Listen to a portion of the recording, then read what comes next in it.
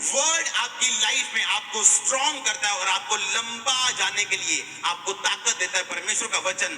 फिर आप प्रार्थना और वचन के द्वारा आप लंबा चल सकते हैं। लिखा जो इन धागों से बटी हो, जुड़ी हो, जल्दी नहीं टूटती। लिखा है कि नहीं लिखा? वो 3 धागे कौन से है? प्रार्थना, उपवास और परमेश्वर का वचन। परमेश्वर का वचन, प्रार्थना और उपवास। लिखा जो डोरी 3 धागों में बटी हो वो जल्दी नहीं टूटती।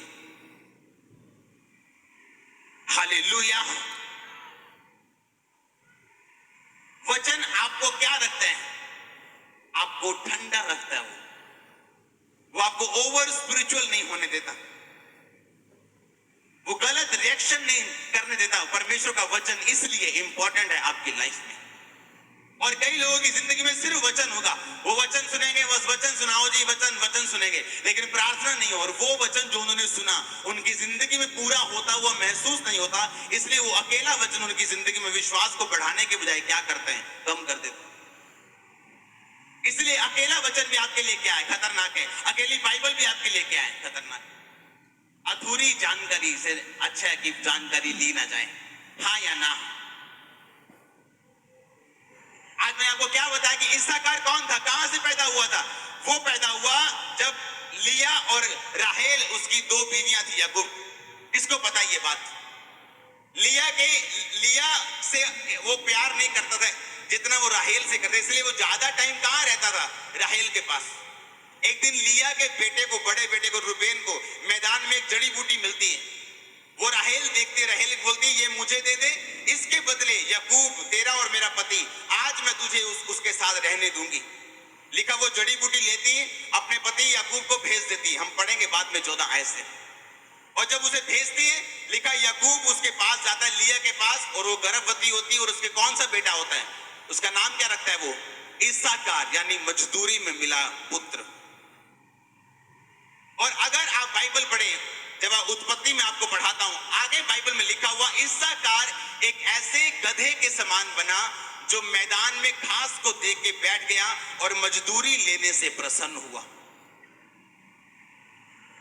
कितने मेरी बात को समझ रहे हैं? हम पढ़ेंगे, मैं आपको पढ़ के बताता हूं। सब खोलो उत्पत्ति 30 उसकी 14 आयत से मैं पढ़ता हूं। गेहूं की कटनी के दिनों में रूबेन को मैदान में दूधा फल मिले और वह उसको अपनी माता लिया के पास ले गया। तब राहेल जो लिया की छोटी बहन ने कहा, अपने पुत्र के दूधा फलों में से मुझे कुछ दे। उसने उससे कहा, तूने मेरे पति को, यानी लिया ने उसको कहा कि तूने मेरे पति को ले लिया है, तो क्या ये छोटी बात है? अब तू मेरे पुत्र के दूधा फल भी लेना चाहती? राहेल ने कहा, अच्छा तू मुझे दूधा फल दे। तब लिया ने कहा, मैंने जो अपने पति को अपनी दासी दी, इसलिए परमेश्वर ने मुझे मजदूरी दी, इसलिए उसका नाम उसने इस्साकार रखा। अब सब जन उत्पत्ति 49 उसकी 14 आयत को पढ़ो। उसमें लिखा, इस्साकार एक बलवंत गदहा है। ये भविष्यवाणी है सारी याकूब की, जो उसने अपने बच्चों को दी, जो पशुओं के बाड़े के बीच में दबका रहता है। 15 आयत में लिखा, उसने एक विश्राम स्थान देखकर कि अच्छा है और एक देश की मनोहर है, अपने कंधे को बोझ उठाने के लिए झुकाया और बेगारी में दास का सा काम करने लगा। सब बोलो आमीन।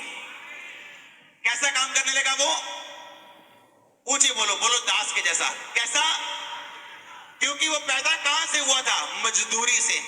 और उसने बड़े होके क्या की फिर? कई बार लोग मेरे पास आते, बोलते हैं हम ये फाइल लगाना चाहते हैं, हम ये मैरिज करना चाहते हैं, हम ये काम शुरू करना चाहते हैं। उनको लगता है शायद परमेश्वर बोलेगा हाँ या परमेश्वर बोलेगा ना। कई बार ऐसा होता है कि मैं जैसे एक व्यक्ति मेरे पास है, उसने कहा कि मैं इस जगह पे, परमेश्वर ने मेरी सेवकाई के रास्तों को खोला है, लेकिन मैं इस जगह पे सेवा करता हूं। मैंने कहा ये रास्ता परमेश्वर की ओर से नहीं। कई बार होता है जब हम परमेश्वर हमसे बात करते हैं और हम डायरेक्टली बताते हैं कि हाँ ये रास्ता परमेश्वर की ओर से है या नहीं। लेकिन कई बार मैं लोगों को बोलता हूं, जब लोग बोलते हैं कि मुझे ये काम करना है या मुझे ये काम करना है या मुझे ये काम करना है, मैं उनको बोलता हूं अच्छा कुछ दिन प्रार्थना में जाओ, तब परमेश्वर आपके रास्तों को खोल देंगे। उसका कारण क्या है? कि ये इसे जाना चाहिए इस बिजनेस में या इस काम में या इस सिचुएशन में, तो सबसे अच्छा रास्ता क्या है आपके लिए? सबसे अच्छा रास्ता ये कि आप अपनी आत्मिक